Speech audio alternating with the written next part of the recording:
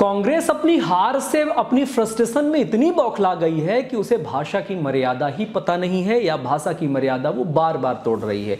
कांग्रेस अध्यक्ष खड़गे साहब ने एक बार फिर अपनी भाषा की मर्यादा का उल्लंघन करते हुए आरएसएस और बीजेपी को जहरीले सांप किसके साथ तुलना करते हुए उनको जहरीला बताया है, और नमाजियों को उकसाते हुए, नमाजियों की भीड़ को उकसाते हुए उन्होंने कहा है कि कुरान शरीफ में लिखा हुआ है कि नमाज से ज्यादा जरूरी है जहरीले सांप को खत्म करना। तो अगर आप नमाज भी पढ़ रहे हो तो नमाज छोड़कर ऐसे जहरीले सांपों को जो आरएसएस और बीजेपी हैं उनको समाप्त कर देना चाहिए। साथियों, क्या मर्यादा इतनी भी नहीं बची है भारतीय राजनीति में? क्या भाषा की मर्यादा का ख्याल नहीं रखा जाना चाहिए?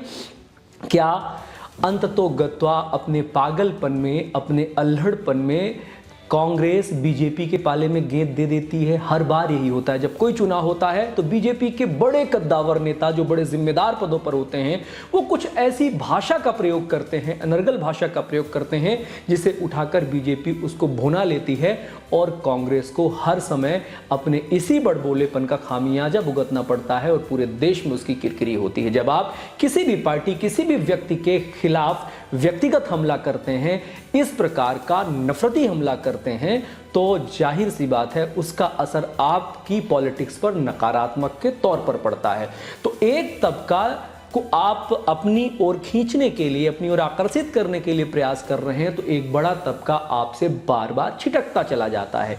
बीच में आपके लिए जब कभी भी अच्छा माहौल बनता है, वैसे ही कांग्रेस के कोई नेता आते हैं और इस प्रकार की गलत भाषा का, अनर्गल भाषा, अभद्र टिप्पणी करके अपने लिए गड्ढा स्वयं खोद लेते हैं और उसी में एक एक करके गिरने लगते हैं। कांग्रेस का कोई भी नेता हो, पता नहीं इनके थिंक टैंक में कौन है, इतना फ्रस्ट्रेशन, इतनी खिसियाहट, इतनी नफरत दिखती है कि इनके एक एक भाषण में, एक एक रैली में केवल नेगेटिव पॉलिटिक्स, नकारात्मक राजनीति, व्यक्तिगत हमले, अभद्र टिप्पणियां, गाली गलौच वाली भाषा ही दिखाई देती है।